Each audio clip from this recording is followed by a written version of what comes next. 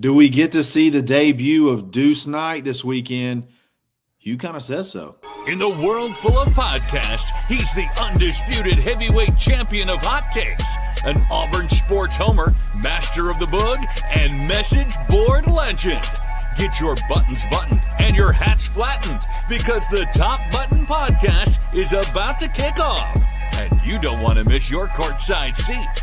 Now, here's your host, Charlie 5. Sir, we're back. It's another episode of the Top Button Podcast. I'm your host, Kyle Rush, a.k.a. Charlie 5, and we are ready to get after it. It's another Friendship Friday. I got my buddy Graham McLean on here ready to rock and roll. Member at thebarnauburn.com. We got so much to talk about. Hugh basically says Deuce Knight, well, he didn't basically, he said it. Deuce Knight's going to be first off the bench this weekend. Do we get to see him in his debut as an Auburn Tiger? What does that running back rotation look like with Damari Alston sitting out? And then just overall, what are our expectations? What are our expectations Saturday? And what would we consider a win? I mean, other than just winning the game, what will be a win? We'll get into that in just a second. But before we do that, let's give a quick shout out to rowback.com. Use coupon code BARN20 to take 20% off your order. Polos, hoodies, pullovers, doesn't matter. They got it. You can get your Auburn's licensed apparel there as well. So go ahead and get game day ready. Go ahead and get game day ready at Rowback, and you can save 20% at the same time. So show them some love. It's rowback.com. Graham, my man, thanks for being here. Another Friendship Friday. These have been awesome every single time, and I don't expect this one to be any different. So Deuce, first quarterback off the bench. Hugh he straight up said it. That's kind of exciting. I feel like we got a good chance to see him this weekend. Yeah, absolutely. I'm not going to say that I'm shocked because, I feel like Deuce, could be the future of the program. So it'll be fun, see him out there, see him play, see what he can do. Yeah. How loud is the crowd going to be if he gets to run out on the field? It's going to be insane.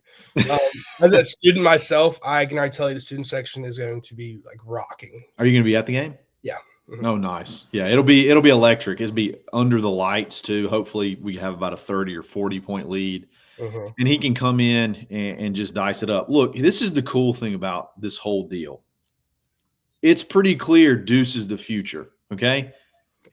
So you have to be thinking down the road, even in his freshman year. You have to be thinking about getting him prepared, keeping him engaged.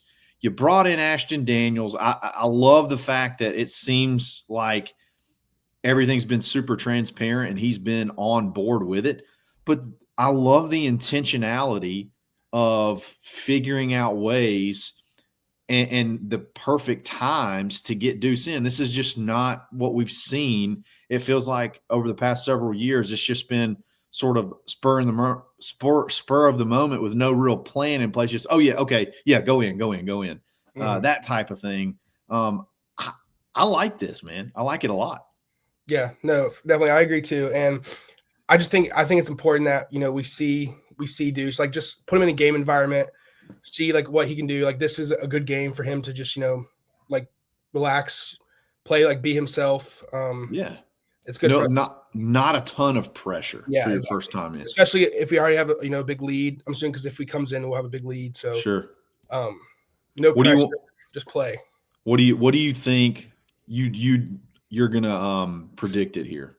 Deuce goes in. What's the first play? Is he gonna be a run or is he gonna throw a bomb? I think he's gonna throw it. But I also want to see him run. Yeah. I think he goes vertical. I think Hugh puts him in there and he goes vertical first play, probably to Perry Thompson, something like that. Sam Turner, Perry Thompson, someone in there. We'll take it. Doesn't matter. Just throw it up. Yeah, look, I'm not the first person to say this. Zach actually was. Zach Blackerby said this, and it's something that it turned out it seems like this is the case, that he felt like if Jackson were to get hurt and miss an extended period of time, it would probably be Ashton that goes in. Mm-hmm. But if you get a big lead and you want to get somebody some playing time, it would be Deuce that goes in first. And he pretty much nailed that. I think it's really outside of the box type thinking for this. And I love that aspect of the quarterback management because, again, we've been so terrible, but so terrible as of late. So if you're Hugh, what size lead do you think you need? And when? What's the timing? What size lead and when do you pull Jackson and put in Deuce? I think it all depends. I think if a halftime or up, like you say in the 30s, 40s, I think that will be a good time to pull Jackson. Even if Jackson plays like the first drive, the second half, but I think second half it needs to be Deuce. Yeah.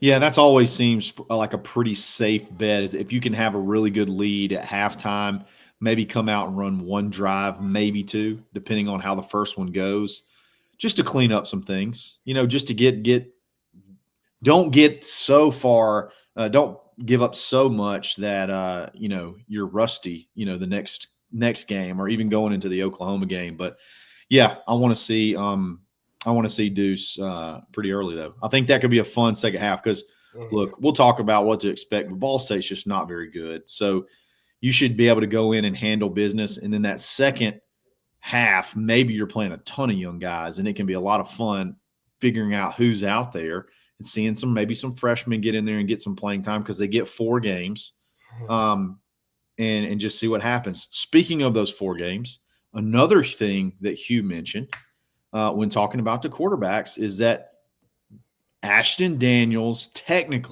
not technically, he does. He has 2 more years to play 1, okay? So he has 2 seasons to play 1. So in theory, he could play in 4 games this year, and he could come redshirt and come back again next year.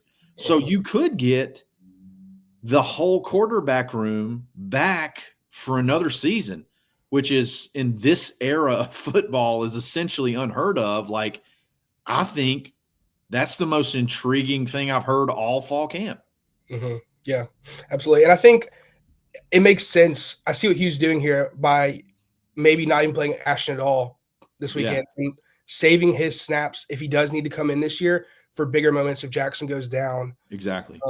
And not using him in these small games. And therefore, if Jackson does go down and Ashton does need to come in, maybe we could still save that redshirt year and keep him for next year as well. So I see what Hugh's doing here.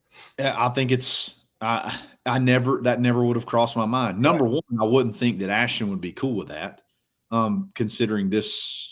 I mean, he only has 1 more shot, but it seems almost like he's cool with that. It seems like it's kind of what he understands his role. Look, throughout fall camp, and this makes sense, but Ashton was the number 2 guy. Like, Ashton was going in second. He was taking all the number 2 reps. And I guess that's so that if there were to be an injury, he's got a lot of experience under his belt in the system. And he's not just taking like scout team reps. But the idea that he could come back and you could essentially have those 3 guys and add in, if you end up signing your commit Peyton Falzone, that just, another year with these quarterbacks, the continuity alone, I think that would be spectacular. Was that ever even an option in your mind? Me neither.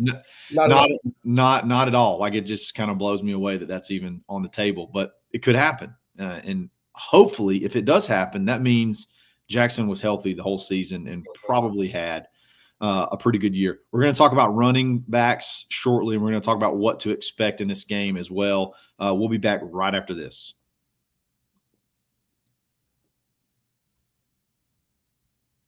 Damari Alston is sitting out this game, confirmed, at least this game. I don't know if it'll be beyond that. I don't think it's anything serious. It sounds like he's just having some stinger problems.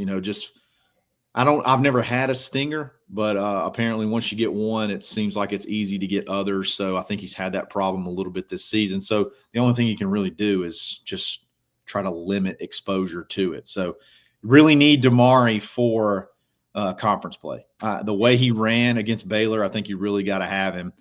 What are you hoping to see out of the running backs this weekend? Like, what do you got on your mind as far as what you'd like to see out of the running backs this weekend? I want to see the young guys. I think, Jeremiah Cobb gets a start. I think it's great. But I don't want to see him run the ball a ton. I mean, put in for a little bit, give him a couple runs, just keep his feet hot and ready. But I would love to see Omar. Yes. I'd love to see Omar and Alvin get snaps. So hopefully that's the majority of the stuff we see. It's Omar season. It's Omar season. We need to get my man Omar in the game early and often on Saturday, and I think it's a perfect one. Darrell too. You only saw one carry out of Darrell. I mean, I think it was 3 yards or so. Like, he didn't really get a ton of run. No pun intended there, but hopefully that's another one that can help, because I think if Damari continues to have these shoulder issues, you got to be able to run other people. Jeremiah Cobb can't do it all. Like, I just don't – he's really good, but I don't think he's a guy that you can – they had 32 carries from the running backs. Or I guess more than that when you count the extra carry from Darrell. So there was close to 35 carries out of the running backs against Baylor. Like, I don't think Jeremiah can handle that all on his own. I think he's going to have help. So if you get into a situation where you're running it a good bit, and that's what Ball State's giving you, the run, I definitely want to see a little bit more.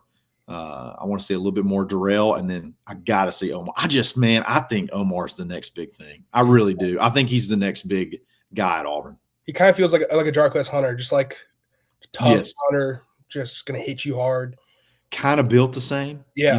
And he honestly, he may have a little bit more wiggle and a little bit of an extra gear than even Jarquez. Now, he may not be as – because we haven't seen it yet. Now, he may not be as tough. Like Jarquez, there's nobody to me. He's one of the tougher running backs that I can remember at Auburn. Like, he was just going to make the first guy miss. Like, and it wasn't going to be because he ran around him. You're not going to tackle him one-on-one. So I don't know if Omar has that in him yet. I think he could. He's built well enough to do it. I want to get the running backs. And this is a little bit more about what to expect, or like what we want to expect, or what we want to see this weekend. But I do want to see the running backs get a little bit more worked into the passing game. We ran a little swing pass to Jeremiah Cobb, and it was right before the big third down conversion from Horatio, and he missed his block. And he talks about it. He's like, I missed the block, so I had to come back on the next play and make the big play. But like things like that, that's just another dimension that defensive coordinators have to be thinking about. So I think really working on that, getting the running backs not only involved in the running game, but in the passing game, catching the balls out of the backfield, and then they got to get better at blitz pickup as well. So anything else on running backs you want to see? I don't think so. What kind of rushing yardage from each guy are you expecting? Like, let's just throw out predictions. I nailed the Jackson Arnold one last week. I don't think he's going to be the leading rusher this week. I'm not sure. I would say I think they're going to hold Jackson Arnold back and be like, we don't want you running the ball if you don't have to. I honestly think Darrell is probably going to get a lot more like relevant snaps. It's probably not a bad prediction. So I could see him having a pretty good day.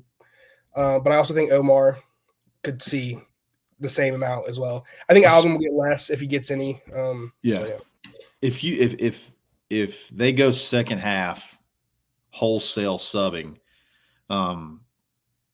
Omar could get a bunch of carries, I think, in the second half. I think they'll rotate Darrell and Jeremiah in the first half, and then if you can get some younger guys in that second half, Omar could have a big day. So I don't know who I want to predict. Screw it. I'm going Omar. I think Omar is going to be the leading rusher. Hey, that's a good guess. Let's see. And that's under the assumption Auburn scores like 35 to 40 points in the first half. And then they just, boom, start subbing everybody, and then Omar gets some run in the second half, essentially the whole second half. Because if he gets multiple carries, he's going to pop one. So that's what I'm going with. And I think they'll mix and match, and they're going to try to put the ball in the air a good bit too. So we're going to talk about expectations now. All right, Auburn had, I think, just under 400 yards of offense against Baylor. Did have that big kickoff return, so that took a possession away. But most of that was on the ground. I think over 300 yards on the ground, 134, I believe, of it coming from Jackson. A lot of people are I don't want to say concerned, but are just a little bit reticent to go completely crazy about the offense until you start seeing the ball go in the air. How are we going to be? Are we going to be able to throw the ball? So, like, what are your big expectations, or what do you want to see out of this game? Because let's just be honest, Ball State is not any good. They're a bad football team. So, like, the game in and of itself, you should be able to go in and put them away. But how you put them away, how could they put them away to make you feel good, like you got better from week 1 to week 2? Yeah. Obviously, I think we're going to see the pass game a lot. And, even if Ball State comes out and is like, we're not going to give you the pass, I still think talent on our team is just overall better than Ball State. Sure. And even if they're not giving us the pass, I still think the pass is going to be there. I just think our guys are going to get open. And whether it's this short stuff across the middle and not deep balls every single play, I still think we're going to see the ball pass line. I'm not worried about Jackson Arnold getting the ball to them at all. And I know some people might be like worried that he can't throw the ball or he can't get the ball there at all. I'm not worried about that. I think Jackson's going to be fine throwing the ball. I think Deuce will be fine throwing the ball. So I think we're going to throw the ball a lot, no matter what. But yeah. Yeah. So let's. I'm with you. I'm curious to see how they do it because the RPO game, you kind of take what you get. Like if like you said, it depends on, maybe Ball State's doing the same thing where they're just trying to limit the big play, and does that just lend itself to giving you more run opportunities? But I'm kind of with you that there's always going to be a pass option, and I think it'll be easier for Jackson to want to pull it and take that shot and get maybe it's okay a few times to get a little greedy, as Hugh likes to say, kind of like he did with Malcolm on that big 26-yard pass or whatever it was when he ripped one up the seam, which was a beautiful pass. Mm-hmm. Great decision. I think you'll see a little bit more of that. If you can get Cam Coleman one-on-one, I mean, it's a no-brainer. You throw it. You take that shot every single time. And I think you could do that against Ball State with Horatio Fields, with Perry Thompson, with even if Malcolm jumps out there on the outside, which he's been playing primarily inside, but like anytime you get those matchups, I think it's a little bit easier, even if you got a solid 4-yard gain. If you keep it or you run it, I think it's going to be a little bit easier to want to pull it and hit that and see what you can do. So I'm with you. Defensively, let's talk defense for a second. Obviously, the defensive backs, primarily safeties and nickels, struggled against Baylor. We rotated a bunch of guys too. Yeah. So I don't want that to be taken. I don't want that to be forgotten. We rotated a ton of guys. And sometimes I wonder if almost we rotated too many guys, and communication and continuity and whatnot got mixed up. Champ's out. Yep. What are you expecting to see out of the defense? I think we're going to play some young guys in there, just give them some opportunity. I'm really not worried about the defense. I think, week 1, you're nervous. It's just a lot of stuff happening. You're able to go. It's a hot night. I think being back home, they're kind of settle in. So I'm really not worried about it. I think they'll look just fine. Yeah. Against Ball State's offense. Yeah, they had 203 total yards against Purdue. They had 87 through the air, so not super strong through the air, and 116 on the ground. So it's not like, Ball State has had some teams throughout the years that can put up some points. I don't know if you may be too young to remember. They used to have this dude. His name was Nate Davis, and he wore 2 gloves as a quarterback, and he could sling it. He was pretty good. Yeah, I think he may have even got drafted. But they definitely don't have a Nate Davis on their team this year. So they're not going to be much of an offensive threat. I think the biggest thing I want to see is clean drives up early, like get off the field, understand your assignment. I felt like a lot of the mistakes on last Friday were mostly maybe communication and just not knowing where you're supposed to be, or like missing a call or things like that. It didn't seem to me other than Michael Trigg. Whoever's guarding Michael Trigg was screwed no matter what, because that dude's a beast. But like it looked more like the fourth down, like clearly somebody didn't know where they were supposed to be. Like that was a blown coverage. And I think those type things can be cleaned up. Yeah. So I think we're going to get after them, get the quarterback on the ground. And I wouldn't be surprised if they were shut out again. I think that needs to be the goal. Pitch a shutout. Let's go 52-0 or something like that. That'd be pretty sweet. I'd feel pretty good about that. The spread's like 43.5 points or something like that. Yeah. What's your play there? Do you pound it? Do you take Auburn, lay the points? Like what? That's a ton of points. My rule is never bet on Auburn, but 43.5 is what the spread is. I would want to take that, but I just don't know. I mean, I'm not worried about us scoring at all, and I'm not worried about them scoring on us. Yeah. But I can't. I don't think I could bring myself to do it. I made a crazy bet last week and it hit. I took the alternate line, Auburn. I said 11.5, but it was actually 12.5. So I took Auburn in 12.5, and obviously they won by 2 touchdowns. Yeah. So it was a pretty easy win. I think you still take Auburn here. Yeah, I don't think Ball State's going to score very much. I think they cover. Yeah, I think they cover. I think they cover by maybe 10 points. I think the score is going to be something like 63 or 55 to nothing, or 55 or something to 3. Like they may score like 3 points. So if that's the case, all you got to do is score like 47 points to cover. So I like it. Or yeah, I think I did that math right. Yeah, 47 points. If it's 47-3, you cover. So I think they cover. I think they cover pretty easy. Now, I may not say that for every single game, but for right now, I think they're cooking and they got something going. So we'll see what happens. Should be fun no matter what. Another night game, first home game. I think they're honoring Pat Dye. Like a lot of fun stuff's going to happen. They're doing the Final Four teams getting honored. And yeah, they're getting the rings. And they've got all the new lights. It's going to be a crazy environment for sure. It's going to be crazy. Graham, my man, thank you for coming, and maybe I'll see you on Saturday. Maybe I'll see you downtown or see you on campus or something like that. So, guys, thanks for listening. We'll be back again soon. It's another episode. Hey, my bad. Don't forget about the live stream.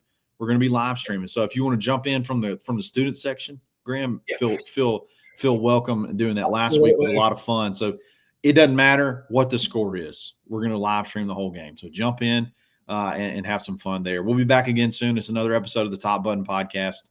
Stay buttoned. Thanks for listening, and drive home safely.